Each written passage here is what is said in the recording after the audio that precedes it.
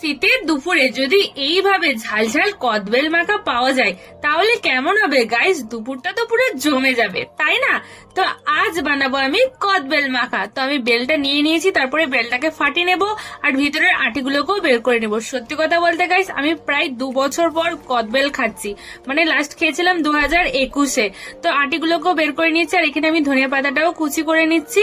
তারপরে পরিমাণ মতো দিয়ে দেবো লবণ আর একটা লঙ্কা পুড়িয়ে ডলে নিচ্ছি। দেন এর মধ্যে আরেকটা কাঁচা লঙ্কাও দিয়ে দেবো, তো ওটাও ডলে ভালো করে মাখিয়ে নেব। তারপরে এতে দিয়ে দেবো ধনে পাতা কুচি আর দিয়ে দেবো জিরে গুঁড়ো আর একটুখানি দিয়ে দেবো চিনি আর দিয়ে দেবো সর্ষের তেল। গাইস এতটা টেস্টি হয়েছিল, মানে কি বলবো, এখন আমার জিভে জল আসে, ভীষণই টেস্টি হয়েছিল। আর আমি অনেকদিন পর খেয়েছি তো আরো আমাকে টেস্টি লাগছে। আর তোমরা কিভাবে বেল মাখা করো প্লিজ আমাকে কমেন্ট করে জানো, আর আমারটা কেমন হয়েছে সেটাও বলো। তো আজকের মতো এতটা, দেখা হচ্ছে নেক্সট ব্লগে। তো আজকের মতো টাটা।